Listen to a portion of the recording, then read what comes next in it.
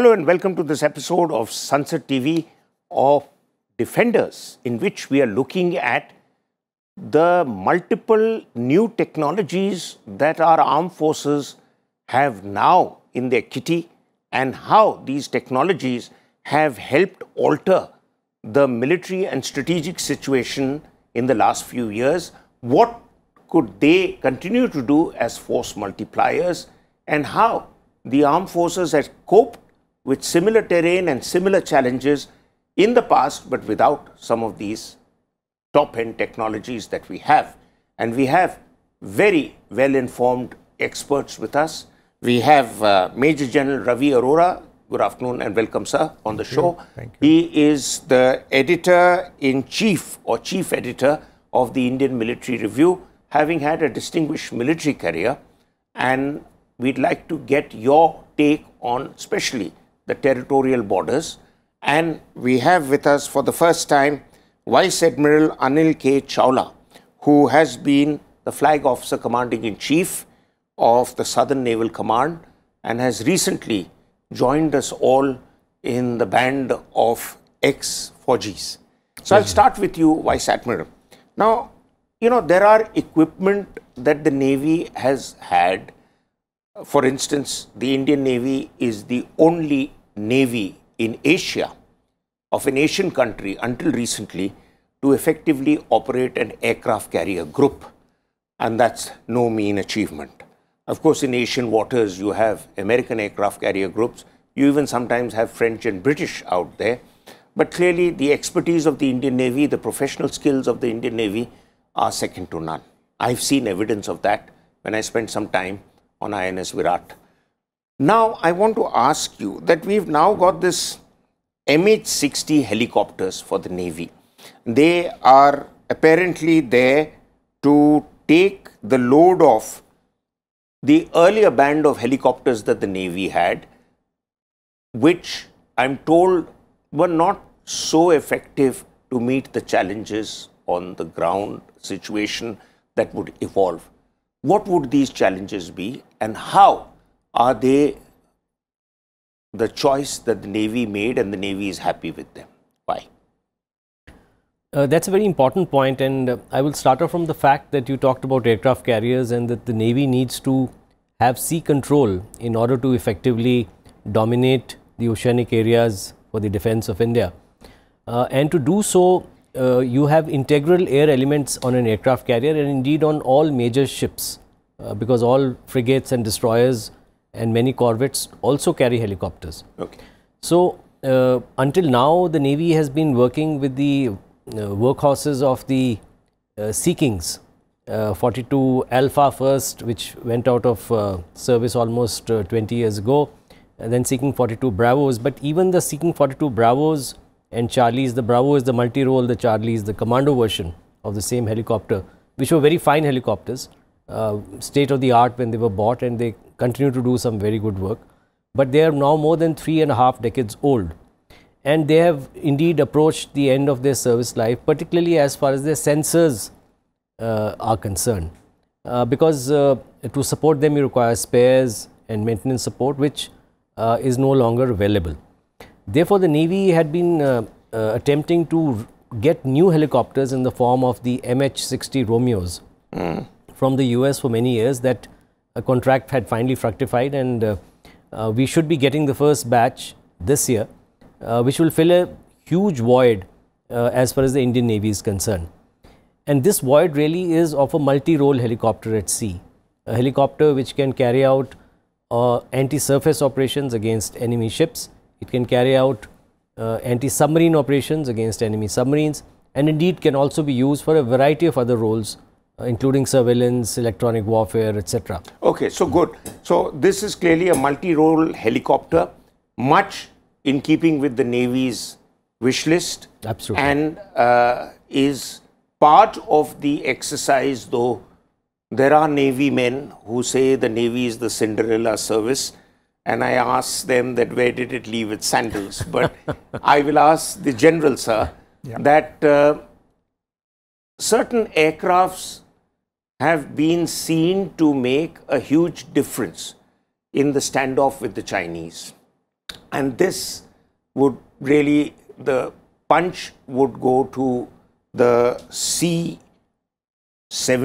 Globemaster and the C-130s, and the lifting of troops at short notice, which shocked the Chinese in our ability to respond. So, two things come to my mind. One is, do we have this capacity right across our front lines, not just in Ladakh, but can we use or bank on the Air Force's ability to airlift troops at short notice even in India's northeast? And the second thing is that if such an eventuality had happened, say 10 or 15 years ago, how would we have responded in the absence of this equipment?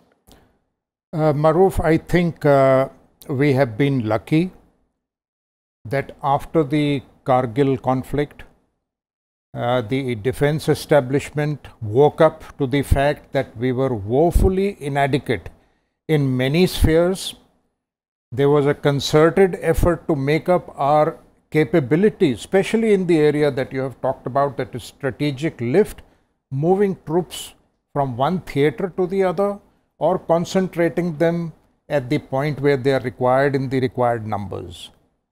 So again, we were lucky that after the Americans started focusing on Afghanistan and South Asia in 2001, relations improved, and we were able to get C-130 Hercules and C-17 Globemasters. These are aircraft which had been denied to us, very versatile aircraft required for lifting troops at long distances, military multi-role transport. We in fact exercised the option of repeating those orders. We have them in sufficient numbers now. Otherwise, what would we have done, as you have asked? I am afraid we would not have been able to meet the requirement of moving troops at short notice, because we were surprised at the Chinese action. We thought that our deployment in the north and in the east, the way it was sufficient to deter the Chinese. But no, we have had to deploy at least 50,000 to 70,000 troops, and that has been possible only because of these strategic Air Force transport assets. Okay, so that's, I think you've touched on all the key issues that I wanted highlighted, and thank you very much. And Admiral, you know, the Rafale aircrafts have made a lot of news, and clearly they are in their own way force multipliers. Much as China would boast of the J-20 Chengdu, but many argue that it's not as capable as the Chinese make it out to be. But given that the Rafale is capable, given that the Rafale could be clearly a force multiplier across the Himalayas, across the Indo-Pak frontier, but there's also talk about a Rafale variant for the Navy.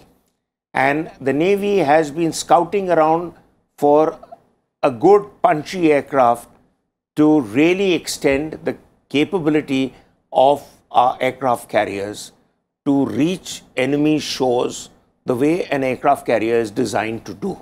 Your views? You are absolutely right, Maroof. And I would start off by saying that the Indian Navy has from the start been committed to indigenization.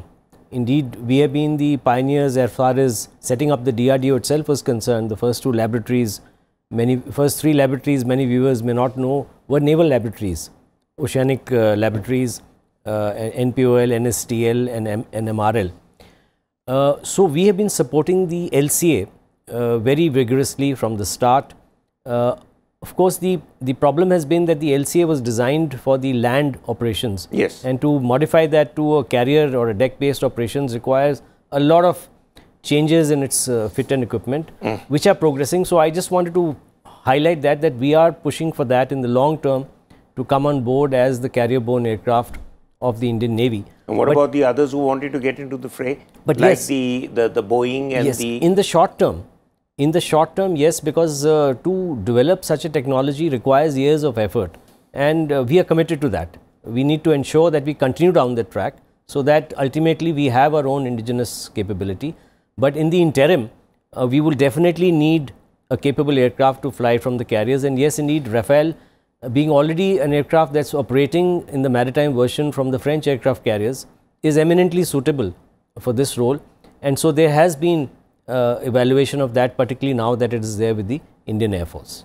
Okay, so there are still contenders. It's not all make in India as yet. Absolutely. General Sir, one of the most significant purchases that we had embarked on and has got the back of many in Washington up was the S-400 deal with the Russians. And we stood our ground. We decided to challenge the American stare on us that we could be punished under CATSA, but we bought the S-400 system. Now, a couple of questions that come to my mind. Highly versatile system, can fire, each of those systems can fire up to 120 missiles, has a range of up to 600 kilometers.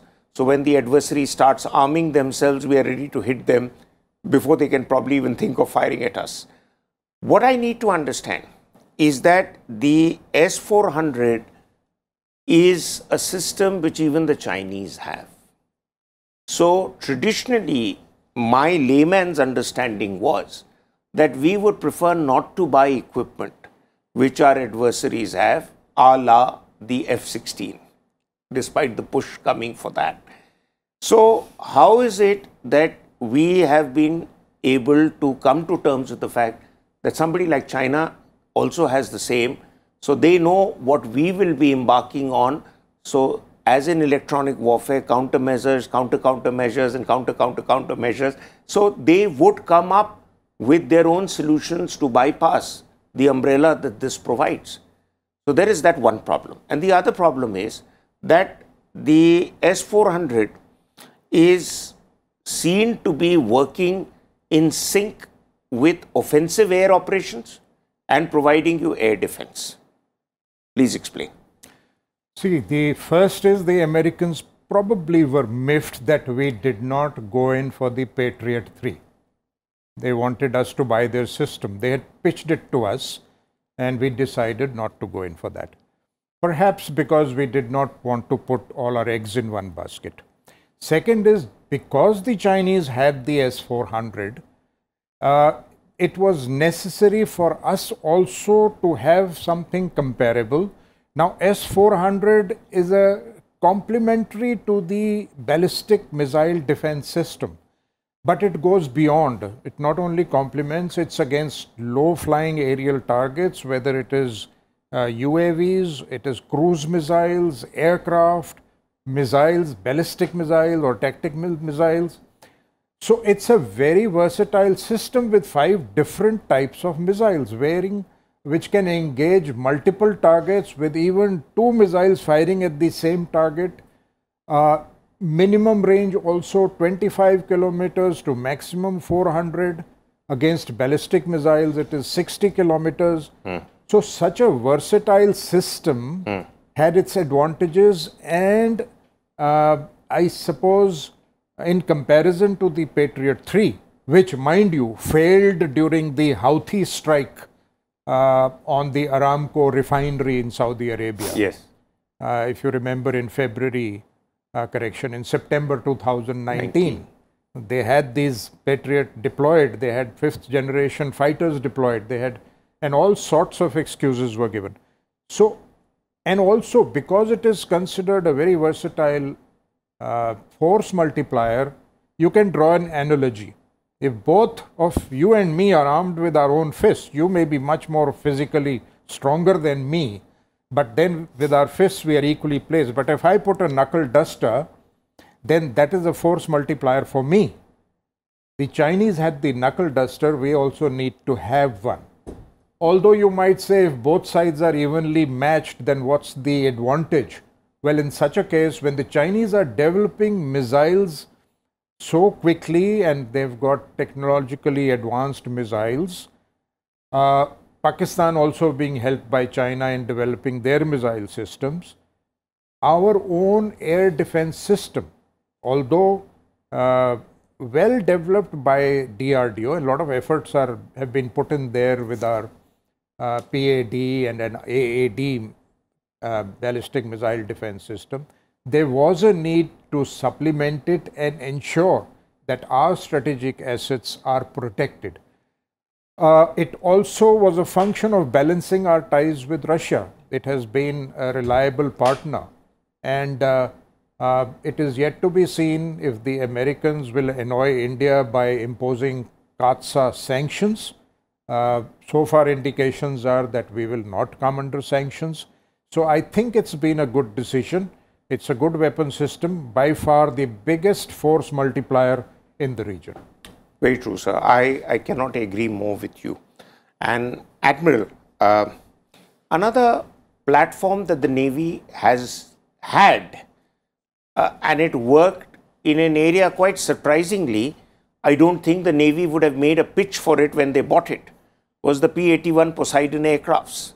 Now, I had read reports that it was doing reconnaissance of Chinese positions across LAC. I don't see too much of water territory out there, but it was doing a fine job.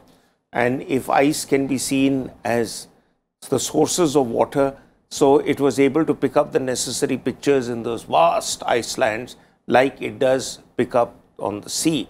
Can you explain its capabilities? The P-8I Poseidon aircraft, as you mentioned, is indeed a tremendous force multiplier. And once again, this was a very fortunate decision to go in for it. And, with the change in policy of the Americans, we indeed got it. Now, the P-8I is extremely versatile in the sense that in terms of long-range maritime patrol and reconnaissance, it has unmatched capabilities. It is also once again a multi-role aircraft because it has anti-submarine warfare capabilities. It has got anti-surface capabilities in the form of the Harpoon missile, and therefore it makes it a very deadly package. Indeed, I can be so bold enough to say that in maritime warfare, probably tomorrow this will be the first choice of weapon because of its long range and all-round capability. The fact is that this plane is also based on a commercial technology, so which makes it very easy to maintain. It's a commercial Boeing frame and a commercial engine, so its maintainability is very good. It can be flown extensively. It is very reliable and rugged, and we have in the Navy found that it is indeed made a sea change for our maritime reconnaissance at sea, because the Indian Ocean is a huge space. It's 25% of the oceans of the world, and to cover it effectively you need a lot of aircraft, and the P-8I has filled in a huge gap both in terms of maritime reconnaissance, in terms of anti-submarine warfare and in terms of anti-surface warfare. And as you mentioned, it also has a very good sensor which can map the land itself, and so it has been indeed extensively used in that area as well. Yeah, it actually all goes to prove the fact that our services do a lot of homework before shortlisting equipment down to what is to be bought, regardless of the negative media controversies that follow, which I don't think you can put too much blame on the doorstep of the services. They do their job. Shortlisting equipment, the trials, the NC process, and thereafter, of course, the politics and all comes into it, and the military really doesn't call the shots in signing the checks. But General Sir, there's another aspect that you might like to throw light on.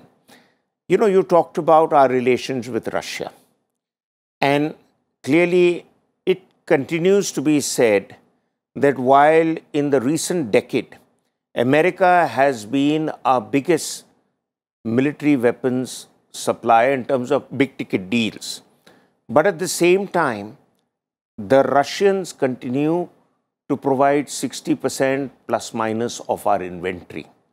And we saw in the crisis that followed after Chinese intrusions on the LAC, Rajnath Singh ji, the Raksha Mantri, went to Russia to do the deals for MiG-29s and other supporting systems. So, do you see the Russians continuing to be the supplier for meeting the Air Force's wish list? Because there is still the possibility of another 90 aircrafts if you go by the wish list of 126 aircrafts, which was earlier touted. So one is, what can Russia now provide, considering we've got some of the equipment there and we're also manufacturing them locally? Which set of force multipliers you see now on the list?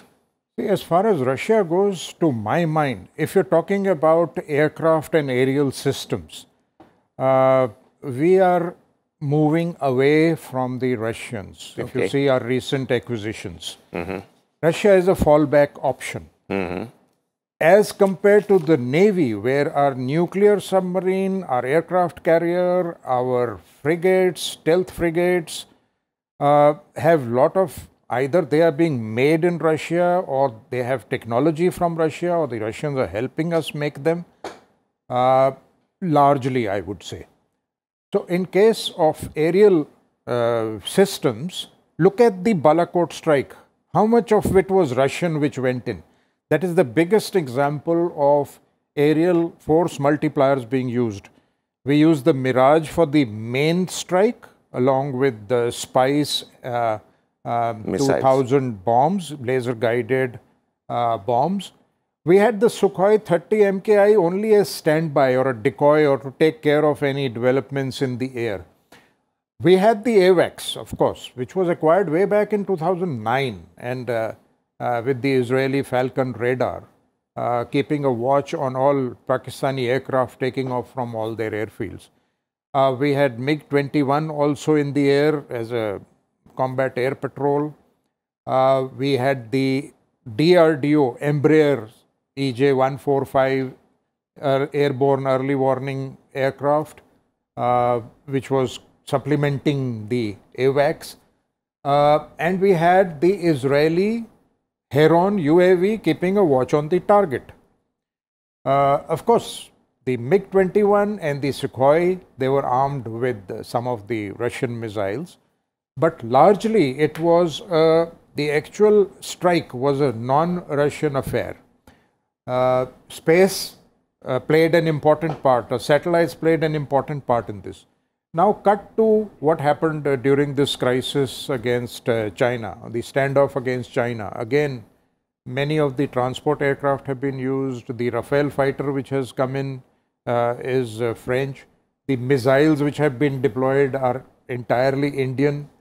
So when I compare that with land systems or naval systems, the role of the Russian aerial systems has been reducing. I'm not saying that they have been... So I've got your point that if we were to really look at it as a case study of what we could do in a short, sharp action, it doesn't need to be necessarily be said that our dependence on Russia will make or alter our choices. Yes. And I think on that note, we need to wind up because we're a bit tight on time. But I think I've got some insights from both of you, which quite frankly, and I'm quite happy to admit, has educated me, and I'm that much better informed about what our capabilities are.